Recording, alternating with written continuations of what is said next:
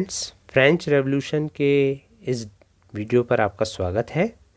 इस वीडियो को मैंने सबसे कम डेटा में आपके लिए बनाया है ताकि आपका कम से कम डेटा लगे और आप ज़्यादा से ज़्यादा सीख सकें। तो चलिए शुरू करते हैं। फ्रेंच रेवोल्यूशन जो है ये क्लास 9th का हिस्ट्री का फर्स्ट चैप्टर है। इसमें लिखा है कि 14 जुलाई 1789, इस डेट को आपको याद रखना है, ये फ्रेंच रेवोल्यूशन की डेट है।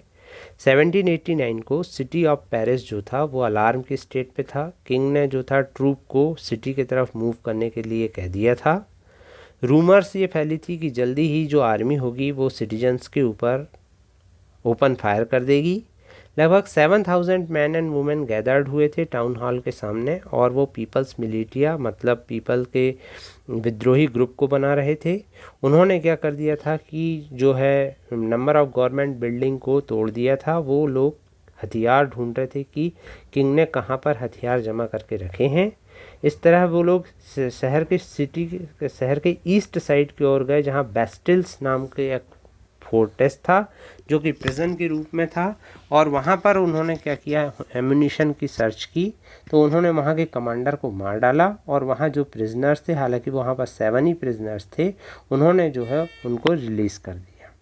जो बेस्टिल्स था वो सभी लोग उसको हेट करते थे क्योंकि जो था वो डेस्पोटिक पावर ऑफ था किंग का, मतलब जो डेस्पोटिक किंग था उसका प्रतीक था उसके पावर का। निरंकुश राजा जिसको कह सकते हैं, उसके सत्ता का प्रतीक माना जाता था। तो इस तरह से उन्होंने क्या किया, वहाँ का जो फोर्ट्रेस था उसको डिमोलिश कर दिया और उन्होंने उसके जो फ्रैगमेंट्स थे मार्केट में बेच दिए और लोगों ने उनको यादगार सुवनीर के रूप में रख लिया। दूसरे दिन क्या हुआ कि जो है मोर राइटिंग पेरिस में और आसपास के कंट्री साइड में फैल गई। बहुत सारे लोग जो है प्रोटेस्ट कर रहे थे क्योंकि उस समय जो हाई प्राइस हो गया था ब्रेड का। और बहुत सारे जब हिस्टोरियंस इस घटना को देखते हैं तो वो ये पाते हैं कि ये घटना एक दिन की नहीं थी। इस घटना के पीछे पूरी चेन ऑफ इवेंट्स थी, जिसके कारण लास्ट में इसका ये हुआ कि उन लोगों ने जो एग्जीक्यूशन कर दिया किंग ऑफ फ्रांस का, मतलब वहाँ के राजा को लोगों ने मार डाला, फांसी दे दी या जो भी किया और एग्जीक्यूट कर दिया। तो चलिए हम देखते हैं दो most people at that time, क्योंकि उस समय में बहुत सारे पीपल जो थे इस तरह का आउटकम एंटिसिपेट नहीं कर रहे थे, लेकिन ये हुआ कैसे और इसके पीछे क्या कारण थे, अब हम इसको जानेंगे। तो सबसे पहली चीज़, जो पहला पॉइंट है कि आखिर फ्रेंच सोसाइटी कैसी थी उसके पहले। तो 1789 में ये हुआ था, जबकि 1774 में, अब हम पास्ट में चल रहे हैं, लुइस 16 जो थे बोर्बन फैमिली के राजा थे और वो असेंडेड हुए किंग ऑफ फ्रांस में बने। और जब केवल वो 20 साल के थे और उन्होंने क्या किया, जब 20 साल के थे तो उन्होंने ऑस्ट्रियन प्रिंसेस मैरी से उन्होंने शादी की। जब वो सिंहासन पर बैठे, एक्सेशन ऑफ न्यू किंग, तो उन्होंने पाया कि जो ट्रेजरी है, जो खजाना है, वो खाली है। खजाना क्यों खाली था? क्योंकि फ्रांस जो था वो लंबे समय से वार कर रहा था। वो अमेरिका की 13 जो कॉलोनीज़ थी उनको ब्रिटेन के अगेंस्ट वार में हेल्प कर रहा था, क्योंकि ब्रिटेन जो था वो अमेरिका और फ्रांस का एनिमी था। दोनों उसको अपना एनिमी मानते थे। इसके अलावा जो एक्स्ट्रावेगेंट कोर्ट था उसका भी खर्च उसे उठाना था। जो जिन देशों ने इसको कर्ज दे के रखा था, 1 बिलियन लिवरी वहाँ की जो है फ्रांस की करेंसी थी उस समय में। अभी क्या है फ्रांस की करेंसी ये आपको पता लगाना है, पर उस समय लिवरी थी। और उन लोग क्या थे, 1 बिलियन से जो डेप्ट था वो 2 बिलियन हो गया था और उस पर 10% टैक्स भी लग रहा था, 10% इंटरेस्ट भी लग रहा था, सॉरी टैक्स नहीं इंटरेस्ट।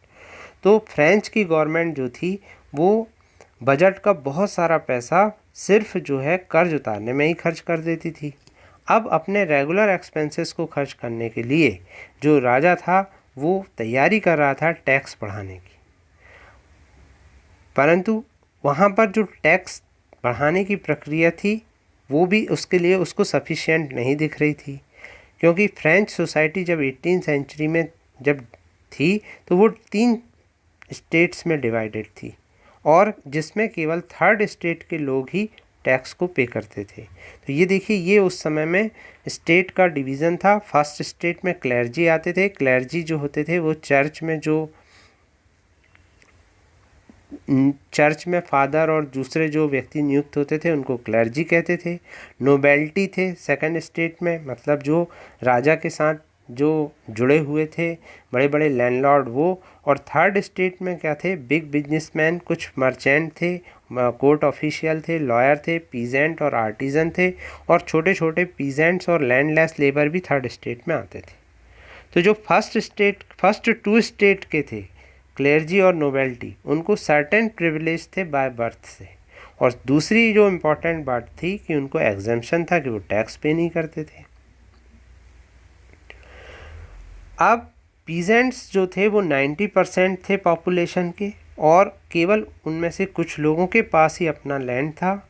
60% लैंड जो था वो नोबल्स लोगों के पास था, चर्च के पास था, और पीजेंट्स जो है इनके लिए काम किया करते थे। अब peasants were obliged to render service to lord, to work in their house and field, and to serve in the army, and to participate to building road। तो इतने सब काम जो थे वो थर्ड स्टेट के लोग ही किया करते थे। दो तरह के टैक्स वहाँ चलते थे, एक टिथे था जो चर्च लगाता था, और एक टैल था जो डायरेक्ट टैक्स कहलाता था। इसके अलावा जो थर्ड स्टेट के लोग थे उनके ऊपर तरह तरह के दूसरे टैक्स भी लेवी किए जाते थे। साल्ट, टोबैको, हर चीज़ पर उनको टैक्स देना पड़ता था। तो इसके अलावा क्या था वहाँ पर, स्ट्रगल टू सर्वाइव। अब पॉपुलेशन जो थी फ्रांस की वो 1715 में तो 23 मिलियन थी, लेकिन 1789 तक के वो 28 मिलियन हो गई। इसके कारण क्या हुआ, रैपिड इंक्रीज के कारण फूड ग्रेन की बहुत ज़्यादा डिमांड बढ़ गई। अब फूड ग्रेन के हिसाब से ना तो प्रोडक्शन था और ना ही वेजेस थे। वेजेस मतलब होता है मजदूरी। मजदूरी फिक्स थी, ठीक, जो भी किसान काम करते थे उनको फिक्स मजदूरी मिलती थी। तो इसके कारण जो गैप था पुअर और रिच का वो लगातार बढ़ रहा था। और कभी कभी क्या होता था, ड्रॉट माने होता है सूखा, और हेल स्टोन मतलब होता है ओले गिरना। इसके कारण क्या होता था, लोगों में सब्सिस्टेंस क्राइसिस की स्थिति बनने लगी थी। अब आपके मन में क्वेश्चन आएगा सब्सिस्टेंस क्राइसिस क्या होता है, तो ये लिखा हुआ नीचे, एक एक्सट्रीम सिचुएशन होती है जब basic means of livelihood are endangered. जैसे अभी कोविड में हो गया है, आप देख रहे हैं कि सब्सिस्टेंस क्राइसिस होने लगा था लॉकडाउन की वजह से। तो एक्सट्रीम सिचुएशन जिसमें क्या होता है कि लाइवलीहुड मतलब आजीविका कमाने के जो साधन होते हैं वो इंडेंजर्ड हो जाते हैं। अब उस समय में क्या हुआ कि ग्रोइंग मिडिल क्लास थी। ग्रोइंग मिडिल क्लास का मतलब कि इसके पहले भी क्या होता था, पीजेंट और वर्कर जो थर्ड स्टेट के थे वो रिवोल्ट करने की कोशिश करते थे, राजा से टैक्स को कम करने के लिए बोलते थे, लेकिन उनका कोई साथ नहीं देता था, राजा उनके आंदोलन को दबा देता था। लेकिन अब थर्ड स्टेट में प्रॉस्पेरस लोग भी जुड़ गए थे। उनमें से कुछ लोग ऐसे थे जिन्होंने मैन्युफैक्चर ऑफ गुड करके, ओवरसीज ट्रेड करके और प्रोफेशनल्स करके, लॉयर और एडमिनिस्ट्रेटिव ऑफिशियल बन के पैसे कमा लिए थे। तो अब क्या हुआ, इनके साथ भी जो है ये लोग जुड़ गए। अब ये चाहते थे कि फ्रीडम मिले और इक्वल लाभ और अपॉर्चुनिटी मिले। तो इस तरह से क्या हुआ कि जो आंदोलन अब होने वाला था उसमें इन लोगों का साथ हो गया था। इसके अलावा वहाँ पर कुछ फिलोसोफर्स थे जिनकी जो किताबें थी और विचार थे वो लोगों को बहुत प्रभावित कर रही थी। इन्हीं फिलोसोफर्स में एक थे जॉन लॉक, और जॉन जेकस रूसो भी थे। जॉन लॉक ने अपनी एक बुक लिखी थी in his two treatises of government, जिसमें उन्होंने सॉट टू रिफ्यूज़, उन्होंने रिफ्यूट कर दिया था डॉक्ट्रिन ऑफ डिवाइन वहाँ पर, और absolute right of the monarch, क्योंकि उस ज़माने में राजा को, या मोनार्क मतलब भी राजा होता है, किंग होता है, उसको देवता का प्रतीक माना जाता था। तो उसने इस बात को अपनी बुक में, किसने जॉन लॉक ने अपनी बुक में रिफ्यूट किया था। इसी प्रकार रूसो ने भी एक बुक लिखी थी जिसमें आगे इस बुक का नाम मैं बताऊंगा आपको। उसने भी कहा था कि जो गवर्नमेंट है वो सोशल कॉन्ट्रैक्ट होती है पीपल और रिप्रेजेंटेटिव के बीच में। इसी तरह मॉन्टेस्क करके एक और फिलोसोफर थे, जिन द स्पिरिट ऑफ लॉज में उन्होंने प्रपोज किया था कि गवर्नमेंट का जो पावर है वो 3 लोगों के बीच में बंटना चाहिए, 3 इंस्टीट्यूशन में, लेजिस्लेटिव, एग्जीक्यूटिव और जुडिशरी। और देखिए दोस्तों, देखिए स्टूडेंट्स, आज तक ये जो सिद्धांत है लगता है आज हमारे देश में भी ये सिस्टम है कि जो गवर्नमेंट की पावर है वो इन 3 इंस्टीट्यूशंस में हम पढ़ेंगे आगे चल के। अब दिस मॉडल ऑफ गवर्नमेंट उस समय में यूएसए तुरंत ही जो है ब्रिटिश कॉलोनी से आज़ाद हुआ था, तो वहाँ पर ये लागू हो गया था। और ब्रिटिश और अमेरिकन कॉन्स्टिट्यूशन ने गारंटी ऑफ इंडिविजुअल राइट दे दी थी। तो अब फ्रांस के लोग भी ऐसा चाहते थे कि हमारे साथ भी ऐसा हो। तो ये जो आइडियाज़ थे ये क्या हुआ, फैलने लगे और ये लोगों के बीच में बुक्स और न्यूज़पेपर के थ्रू आने लगे। लोग जो है इनको पढ़ते थे। अब जब ये न्यूज़ पहुंची कि लुईस 16 जो है नया टैक्स लगाने वाले हैं, तो फिर क्या हुआ कि लोगों ने प्रोटेस्ट करने की योजना बना ली और उनको ये लगा कि ये जो सेकंड स्टेट और फर्स्ट स्टेट वाले हैं इनकी प्रिविलेजेस को ख़त्म होना चाहिए। अब क्या हुआ, लुईस 16 ने टैक्स बढ़ाने के लिए तैयारी की। अब उस समय में ऐसा नहीं था कि अपने मन से वो टैक्स बढ़ा ले, वहाँ ये सिस्टम था कि क्या सिस्टम था कि he had to call a meeting, उसको स्टेट जनरल की मीटिंग बुलानी थी और पास करवाना था प्रपोजल को। स्टेट जनरल की मीटिंग में तीनों स्टेट के लोग भाग लेते थे, ठीक है ना। स्टेट जनरल जो थी उसमें तीनों स्टेट के जो रिप्रेजेंटेटिव थे वो आते थे और मोनार्क जो था, however monarch alone could decide when to call a meeting, परंतु ये केवल राजा के ही हाथ में था कि वो मीटिंग कब बुलाए। तो इसके पहले देखिए वो मीटिंग कब बुलाई गई थी, 1614 में। अब आप सोच लीजिए कितने समय से नहीं बुलाई गई थी। तो फिर क्या हुआ, मई 1789 को, कब, मई 1789 को लुईस 16 ने मीटिंग को बुलाया प्रपोज करने के लिए न्यू टैक्स के लॉ को। एक बड़े हॉल में, वर्सेल्स के एक बड़े हॉल में जो है तैयार किया गया, एक बड़े हॉल में सारे लोगों को होस्ट करने के लिए। अब फर्स्ट और सेकंड स्टेट के 300 रिप्रेजेंटेटिव पहुँचे और थर्ड स्टेट के 600 पहुँचे और उनमें से भी केवल जो अच्छे प्रॉस्पेरस और एजुकेटेड लोग थे उनको ही एंट्री दी गई। जो वुमेन थी या पीजेंट थे उनको एंट्री नहीं दी गई। जो रिप्रेजेंटेटिव थर्ड स्टेट के थे वो 40,000 लेटर लेकर वहाँ पहुँचे थे। तो वहाँ ये परंपरा थी कि हर स्टेट का एक वोट होता था। अब आप सोचिए, क्लर्जी का एक वोट हो गया फर्स्ट स्टेट वालों का, नोबेलिटी का एक हो गया और थर्ड स्टेट वालों का एक हो गया। अब आप खुद ही बताइए कि बहुमत किसका रहेगा, जो राजा की तरफ रहेंगे। तो कभी वो नहीं करेंगे राजा का विरोध, कौन वाले, फर्स्ट स्टेट और सेकंड स्टेट वाले। तो ये वहाँ प्रथा थी। तो थर्ड स्टेट वालों ने कहा कि ये जो है अब ख़त्म होना चाहिए। This was one of the democratic principle put forward by philosopher like Rousseau in his book social contract.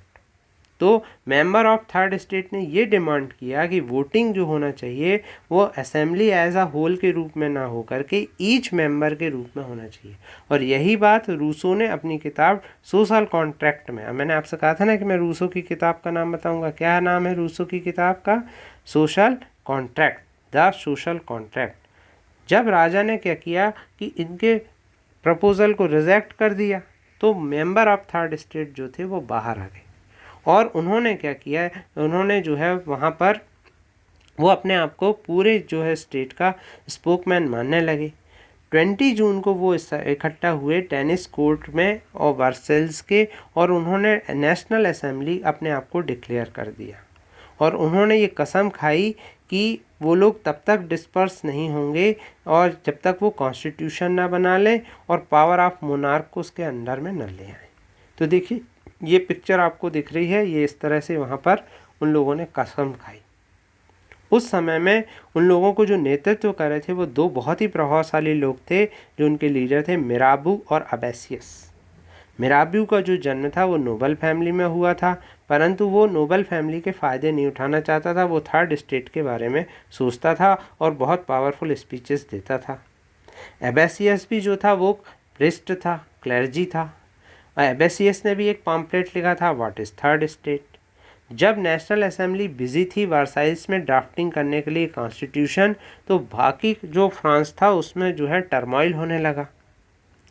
उसी समय सीवियर विंटर आ गया, जिसके कारण बैड हार्वेस्ट हुई और ब्रेड ऑफ प्राइस बहुत ज़्यादा बढ़ गए। बेकर्स जो थे उन्होंने इस सिचुएशन का बहुत फ़ायदा उठाना शुरू किया और उन्होंने होर्डेड करने लगे सप्लाईज़ को, मतलब काला बाजारी करने लगे। लोगों को लंबी लंबी लाइन लगानी पड़ती थी। तो एक बार क्या हुआ, crowds of angry women storm into shops. जो वुमेन थी वो क्या हुई, शॉप्स के ऊपर उन्होंने हमला बोल दिया। उसी समय राजा ने ऑर्डर दिया ट्रूप्स को कि वो पेरिस जाए। और फिर इसके बाद तो आप जानते हैं कि 14 जुलाई 1789 को एजिटेटेड क्राउड जो था वो स्टॉर्म हो गया और उन्होंने बेस्टिल्स को ही पूरा नष्ट कर दिया, जो हमने एकदम शुरू में देखा था। तो इस तरह से ये घटना शुरू हुई थी। अब हम देखेंगे कि इसके आगे क्या हुआ था। ये देखिए, ये मैप में कहाँ से कहाँ फैली है, ये पूरे पूरे फ्रांस में फैल गई। अब इसके बाद फिर क्या हुआ, कंट्री साइड में जो है रूमर ये स्प्रेड हुई हर गांव में कि जो लॉर्ड्स ऑफ मैनर है, मैनर का मतलब होता है बड़े बड़े महलों में रहने वाले जो लॉर्ड्स हैं, वो अब किसानों की फसल को जलाने आ रहे हैं। तो किसान जो है उससे बहुत ज़्यादा, मतलब ये रूमर्स से बहुत ज़्यादा जो है फ्रेंजी ऑफ फियर में आ गए और उन्होंने क्या किया, अपना हो उठाया और पिचफॉक उठाया और शाटों पर आक्रमण कर दिया। शाटों वो जगह होती थी जहाँ पर किसानों से अनाज लेकर के इकट्ठा करके रखते थे। तो फिर और मैनर में उनके डॉक्यूमेंट होते थे जिनमें लोन उनके जिक्र होता था, उन्होंने सब जला दिया। अब जो नोबल्स थे उनको भागना पड़ा वहाँ से। अब इसके बाद क्या हुआ कि faced with the power of revolting subject, जब लुइस 16 ने देखा कि पूरे जो प्रजा है, सब्जेक्ट का मतलब यहाँ प्रजा, कि वो इतना रिवोल्ट कर रही है, तो उसने क्या किया, रिकॉग्निशन दे दिया कि भाई नेशनल असेंबली को मैं मान लेता हूँ। और उसने कहा कि वो अब कॉन्स्टिट्यूशन के पावर को मानेगा।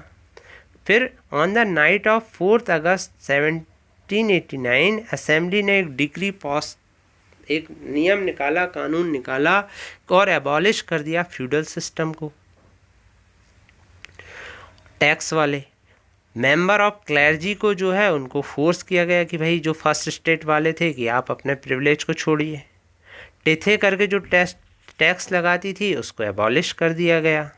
और जो भी लैंड था चर्च के पास उसको जब्त, कॉन्फिस्केट कर लिया गया। तो एज अ रिज़ल्ट क्या हुआ कि फ्रेंच की जो गवर्नमेंट की जो एसेट थी वो 2 बिलियन लिवियर बढ़ गई। अब फ्रांस जो था वो अब कॉन्स्टिट्यूशनल मोनार्की बन गया था। नेशनल असेंबली ने अपना कॉन्स्टिट्यूशन कब दे दिया, 1791 में दे दिया। अब इसका पावर ये मेन था कि भाई अब किसी भी तरह से जो मोनार्क है या जो किंग है उसके पावर को लिमिट किया जाए। तो उन्होंने फिर वही काम किया कि उन्होंने क्या किया, पावर को 3 भागों में, 3 इंस्टीट्यूशन में बांट दिया, लेजिस्लेचर, एग्जीक्यूटिव और जुडिशरी। अब क्या हुआ, इस तरह से क्या हुआ कि जो कॉन्स्टिट्यूशन 1791 में जो बना था, उन्होंने जो पावर था लॉज बनाने का नेशनल असेंबली का, तो जो पावर था वो किसके पास आ गया, नेशनल असेंबली के पास आ गया कि जो भी कानून बनेगा वो किसके हिसाब से बनेगा, नेशनल असेंबली के, जिसके मेंबर इनडायरेक्टली इलेक्टेड होते थे। अब इस जो नेशनल असेंबली बनी थी उसके लिए वही सिटीजन जो थे इलेक्ट कर सकते थे।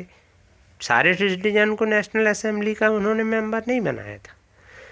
तो वही लोग नेशनल असेंबली के लिए वोट कर सकते थे जो 25 ईयर्स एज के हों या उससे ऊपर हों और जो 3 डे के लेबर के बराबर जो है टैक्स देते हों। इसका मतलब नेशनल असेंबली जो थी उसको, उसमें भी जो है highest bracket of tax payer ही भाग ले सकते थे। परंतु ये नेशनल असेंबली ने कुछ अच्छे काम भी किए, जैसे अभी आपको बताया कि 3 इंस्टीट्यूशन में उन्होंने गवर्नमेंट के पावर को बांट दिया। उन्होंने declaration of right of man and citizen लेकर आए। डियर स्टूडेंट्स, ये बहुत इंपॉर्टेंट है, डिक्लेरेशन ऑफ राइट ऑफ, क्योंकि इसी को जो है फिर बाद में सभी देश के संविधानों में इसका उल्लेख किया गया है। तो उस समय में क्या हुआ, बहुत सारे राइट लोगों को मिले, जैसे right to life, freedom of speech, freedom of opinion, equality before law, और इनको नेचुरल और इनअलाइनेबल राइट माना गया। और इनको कहा गया कि ये बर्थ से ही इंसान के पास है, जिनको कभी छीना नहीं जा सकता। तो इस तरह से जो राइट देने की परंपरा थी, ये फ्रेंच रेवोल्यूशन से ही शुरू हुई थी। और ये देखिए उनके संविधान में इसको सबसे पहले ऊपर ही लिखा गया। जैसे हमारे संविधान में सबसे ऊपर प्रीएम्बल है, प्रस्तावना है, ऐसे ही वहाँ लिखा गया। अब है फ्रेंच एबोलिश मोनार्की। अब इस तरह से क्या हुआ कि फ्रांस जो सिचुएशन जो फ्रांस की थी वो टेंस होते चली गई, क्योंकि लुइस 16 जो था वो सीक्रेटली जो था वो नेबरिंग स्टेट्स के साथ कांटेक्ट करने लगा और प्लान बनाने लगा कि कैसे नेशनल असेंबली को किंग ऑफ प्रशा के साथ। तो फिर क्या हुआ कि उन्होंने मेड प्लान करने लगा कि किस तरह से जो है आर्मी को भेज करके और इस नेशनल असेंबली को जो है वो कुचला जाए। परंतु before this could be happen, national assembly ने क्या किया, 1792 में डिक्लेयर कर दिया वार प्रशा और ऑस्ट्रिया के विरुद्ध। अब ऑस्ट्रिया वही जगह थी जहाँ से इसने शादी करके आया था। ऑस्ट्रिया इसकी ससुराल थी, किसकी, लुइस 16 की। 1000 ऑफ वॉलंटियर, अब फ्रांस में बहुत सारे लोग क्या थे, आर्मी में भर्ती होने लगे और वो ये मानने लगे कि जो ये वॉर है वो पीपल और किंग्स और एरिस्टोक्रेसी के बीच में है सारे यूरोप में। वो लोग एक गाना गाने लगे जिसका नाम था मर्सीलेस, जो वहाँ के एक फेमस पोएट रोजे डी लाइसिल ने बनाया था। अब इसको गा करके वो मार्च करने लगे। आज भी ये वहाँ का नेशनल एंथम है। इसके कारण क्या हुआ कि बहुत ज़्यादा इकोनॉमिक डिफ़िकल्टी होने लगी, क्योंकि मैन जो थे वो फाइट कर रहे थे वॉर और वुमेन थी वो घर चला रही थी। दूसरी बात ये थी कि जो बहुत सारे फ्रांस के लोग थे वो ये चाहते थे कि ये जो अब संघर्ष है वो चलते रहना चाहिए, क्योंकि अभी भी जो है वोट देने का अधिकार या नेशनल असेंबली को चुनने का अधिकार केवल रिच लोगों के पास है। तो उस समय में कुछ पॉलिटिकल क्लब जो है बहुत प्रभाव में आ गए। इन्हीं में एक पॉलिटिकल क्लब था जैकोबियन क्लब, जिनमें कॉमन मेंबर्स लोग भाग लिया करते थे, जिसमें less prosperous section of society के लोग थे। तो उनका जो था लीडर था मैक्सिमिलियन रॉबेस्पियर। तो इन्होंने क्या किया, एक तो इन्होंने एक अजीब तरह की ड्रेस पहनना शुरू किया जिससे ये दूसरे लोगों से अलग दिखने लगे, और जिनकी ड्रेस को सैंट क्लूटेस कहा जाता था, ये इस तरह की ड्रेस पहनते थे। अब जैकोबियन ने क्या किया, इन लोगों ने 1792 में एक इंसरेक्शन मतलब विद्रोह जो है उसका प्लान किया, ठीक, of large number of Parisian who were angered by the short supplies and high price of food. तो मॉर्निंग 10 में क्या हुआ, वो पैलेस ऑफ टूरिलिसिस पर उन्होंने अटैक कर दिया, जहाँ पर किंग रहता था। किंग के गार्ड को उन्होंने मैसेकर कर दिया और किंग को जो है होस्टेज बना के रख लिया। और बाद में असेंबली ने क्या किया, वोट करा करके रॉयल फैमिली को इम्प्रिजन दे दिया। इलेक्शन हुए तो फिर क्या हुआ कि अब सभी को वोट डालने का अधिकार हो गया, और रॉबेस्पियर ने एक अब नई जो असेंबली बना ली और उसका नाम रख दिया कन्वेंशन। तो कन्वेंशन ने क्या किया, 21 सितंबर 1792 को मोनार्की को एबॉलिश कर दिया और फ्रांस को डिक्लेयर कर दिया रिपब्लिक का मतलब कि लोग जो है वो गवर्नमेंट को और हेड ऑफ गवर्नमेंट को चुनेंगे। इसमें कोई हेरिडिटी मतलब राजा का लड़का राजा नहीं बनेगा, हेरिडिटी मोनार्की नहीं रहेगी। इस तरह से फिर क्या हुआ कि लुइस 16 को उसके बाद डेथ दे दी गई, ट्रेजन का आरोप लगा के कि उसने दूसरे देशों के साथ नेशनल असेंबली के विरुद्ध जो है राजविद्रोह किया था। और 21 जनवरी, ध्यान रखिएगा डेट, 1793 को उसको पब्लिकली जो है एग्जीक्यूट कर दिया गया, क्वीन को भी एग्जीक्यूट कर दिया गया। अब शुरू हुआ रेन ऑफ टेरर।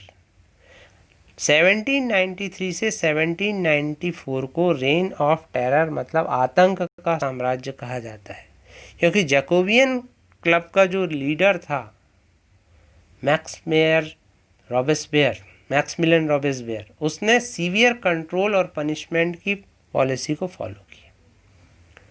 जो भी एनिमी वो देखता, चाहे वो नोबल हो, क्लर्जी हो या उसकी पार्टी का मेंबर क्यों ना हो, यदि वो देखता कि लोग उसके साथ नहीं दे रहे हैं तो वो उनको गुलेटिन कर देता था। गुलेटिन का मतलब होता है कि इस तरह की एक मशीन होती थी जिसमें दो पोल के बीच में एक ब्लेड होती थी, नीचे आदमी का सिर रख दिया जाता था और ये ब्लेड ऊपर से छोड़ दी जाती थी और उस आदमी का सिर कट जाता था। तो उसने वो जो भी मतलब उसके अगेंस्ट में होता है, चाहे वो उसकी पार्टी का हो या विरोधी पार्टी का, वो सबको एग्जीक्यूट गुलेटिन कर देता था। अब उसने क्या किया कि कुछ ऐसे लॉज लगा दिए जो मैक्सिमम सीलिंग कर दिया कि वेज इतनी नहीं बढ़ेगी, प्राइस भी इतने नहीं बढ़ेंगे। मीट और ब्रेड को उनने राशन कर दिया। पीजेंट को कहा कि वो अपना जो ग्रेन है वो फिक्स प्राइस पे बेचें। और जो वाइट फ्लोर था उस समय, जो सफ़ेद आटा था, वो बहुत रिच लोग ही खाते, तो उसको उसने फॉरबिडन ही कर दिया। उनने सबको कहा कि आप प्लेन खाइए, क्वालिटी ब्रेड खाइए। उस समय में जो और भी चीज़ें थी जैसे मैडम और सर कहा जाता था, तो वो सब चीज़ें उनने बंद कर दिया, सबको कॉमन सिटीजन कहा। चर्च को शट डाउन कर दिया, उनकी जो बिल्डिंग थी उनको बैरक में बदल दिया। उसने अपनी पॉलिसीज़ इतनी रिलेंटलेसली फॉलो किया कि उसके सपोर्टर भी जो है उससे क्षमा मांगने लगे, मॉडरेशन मांगने लगे कि कुछ तो हमको क्षमा करो। Finally he was convicted by court. आखिरी उसको कोर्ट ने कन्विक्ट घोषित कर दिया, उसको अरेस्ट करके, और नेक्स्ट डे उसको गुलेटिन कर दिया। इस तरह से जैकोबियन गवर्नमेंट की भी फॉल हो गई। अब क्या हुआ, वहाँ की जो मिडिल क्लास थी, वेल्दियर मिडिल क्लास, उसने फिर से पावर को अडॉप्ट कर लिया। अब फिर से नया कॉन्स्टिट्यूशन बना जिसमें नॉन प्रॉपर्टी सेक्शन को डिनाई कर दिया फिर से इन लोगों ने, और 2 इलेक्टिव लेजिस्लेटिव काउंसिल्स बने। देखिए अब 3 बार हो गया वहाँ पे कॉन्स्टिट्यूशन बनते। These then appointed a directory. उन लोगों ने एक डायरेक्टरी बना ली। पहले 3 थे इंस्टीट्यूशन, लेकिन अब 2 ही बचे। एक डायरेक्टरी बन गई जो 5 मेंबर की थी, और this was meant as safeguard, जो सेफ गार्ड के लिए बनाई गई थी कि एक व्यक्ति के हाथ में पावर ना रहे।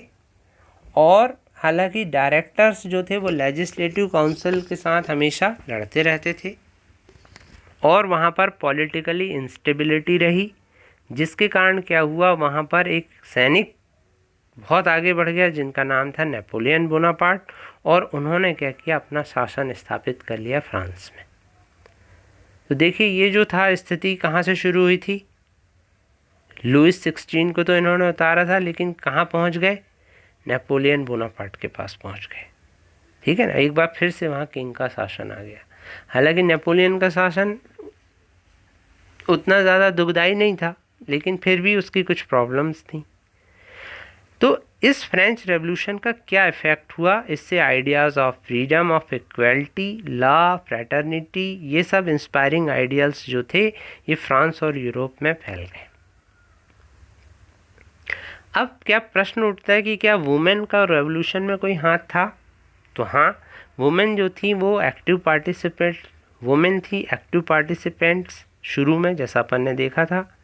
उन्होंने ये होप की थी कि उनके इन्वॉल्वमेंट से रेवोल्यूशनरी गवर्नमेंट जो होगी वो नए तरीके, नए इंट्रोड्यूस न्यू मेजर अपनाएगी टू इम्प्रूव देयर लाइफ्स।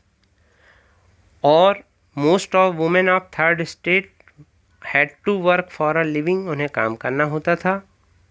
वो कई तरह के काम, सीमिस्ट्रेस, लाउंड्री का काम, फ्लावर बेचने का, फ्रूट वेजिटेबल बेचने का, डोमेस्टिक सर्वेंट के रूप में काम करती थी। परंतु उनको एक्सेस ऑफ एजुकेशन नहीं थी और ना ही उनको जॉब ट्रेनिंग दी जाती थी। केवल कुछ ही जो डॉटर्स थी वेल्दी फैमिली की वो पढ़ पाती थी कॉन्वेंट स्कूलों में, और उनकी मैरिज जो थी अच्छे घरों में होती थी। वर्किंग वुमेन को जो है फैमिली की भी केयर करनी पड़ती थी और घर के सारे काम भी करने पड़ते थे। उनकी वेज जो थी, उनकी जो मजदूरी थी वो मैन की तुलना में कम थी। तो यदि आपसे वुमेन की स्थिति पूछी जाए तो वो ये स्थिति थी।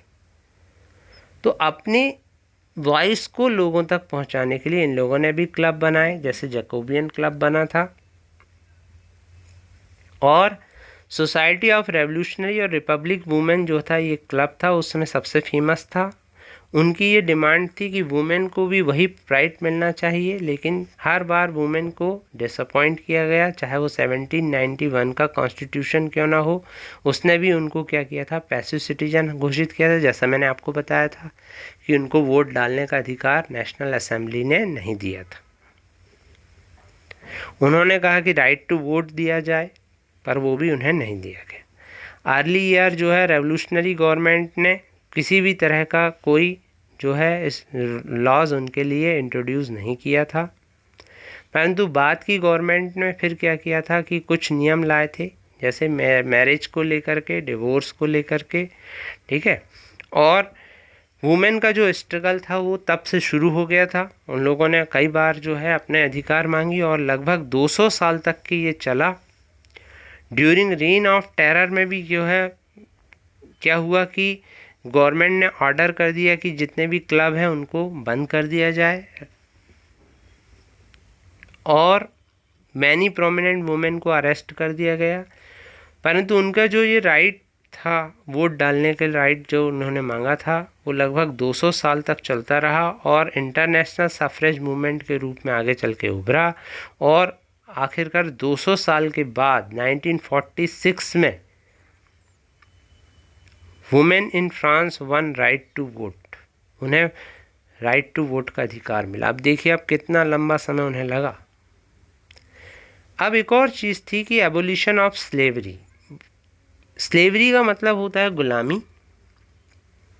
तो जैकोबियन के समय में जो एक अच्छा काम हुआ था वो ये था, रेवोल्यूशनरी सोशल रिफॉर्म था, वो था कि स्लेवरी का अंत हुआ।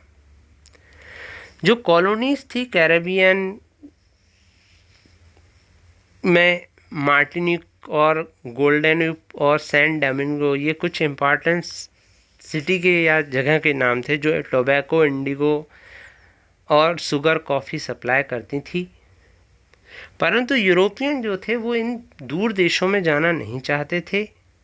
तो वहाँ पर क्या हुआ, स्लेव ट्रेड धीरे धीरे विकसित होने लगा। अफ्रीका से और बाकी जगहों से क्या किया जाने लगा, स्लेव्स को लाया जाने लगा। नीग्रो लोगों को जो है पकड़ पकड़ के शिप में 3 महीने की लंबी यात्रा करा के और जंजीरों से बांध के लाया जाता था और उनको बेचा जाता था प्लांटेशन ओनर्स को। उनका बहुत ज़्यादा एक्सप्लॉयटेशन होता था।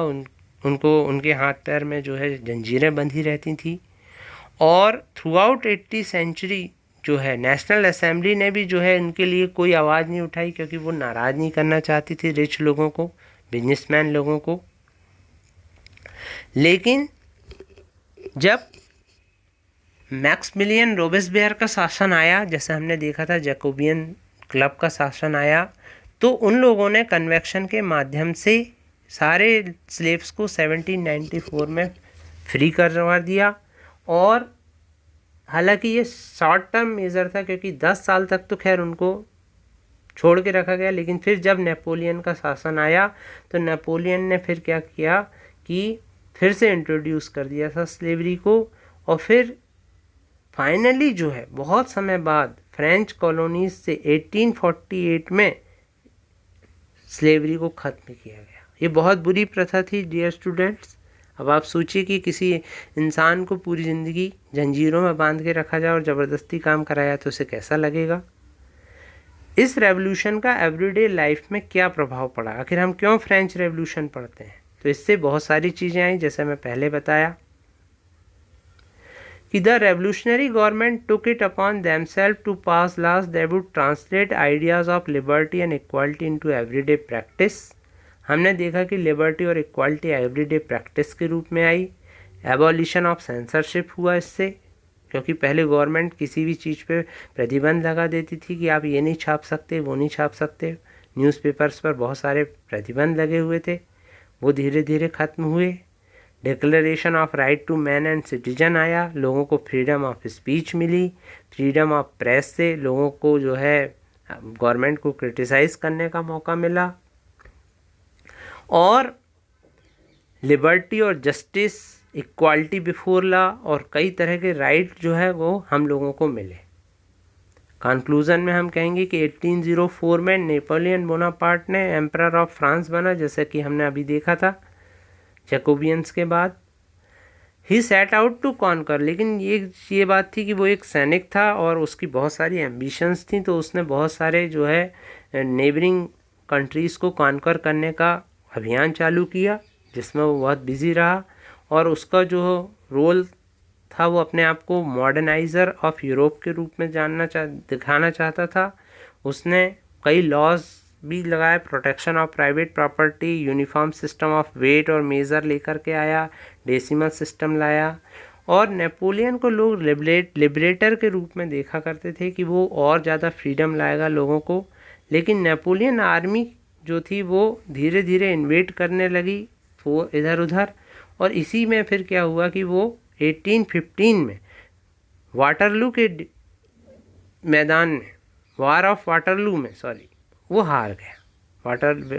वाटरलू के युद्ध में वो हार गया। और उसके जो कई मेजर्स थे रेवोल्यूशनरी आइडियाज़ ऑफ लिबर्टी और मॉडर्न लॉज से रिलेटेड थे, लेकिन बाद में उन्होंने इन आइडियाज़ ने यूरोप को और बाकी देशों को बहुत प्रभावित किया। और इस प्रकार फ्रेंच रेवोल्यूशन ने या फ्रेंच रेवोल्यूशन के बाद की घटनाओं ने फ्रांस में एक नई जागृति लाई, और इसका प्रभाव भारत में भी पड़ा। भारत में क्या प्रभाव पड़ा वो आप खुद एसेस करके देखिए। ये एक्टिविटी मैं आपको दे रहा हूँ कि आखिर कौन कौन से भारत के नेता, कौन कौन से भारत के लीडर्स ने इस फ्रेंच रेवोल्यूशन का अपने जो भी आंदोलन थे उनमें प्रयोग किया, और कहाँ कहाँ आपको इसका प्रभाव देखने को मिलता है, आपको ये ढूंढना है। ठीक है, और आई होप कि आपको ये लेसन समझ में आया होगा। Thank you very much.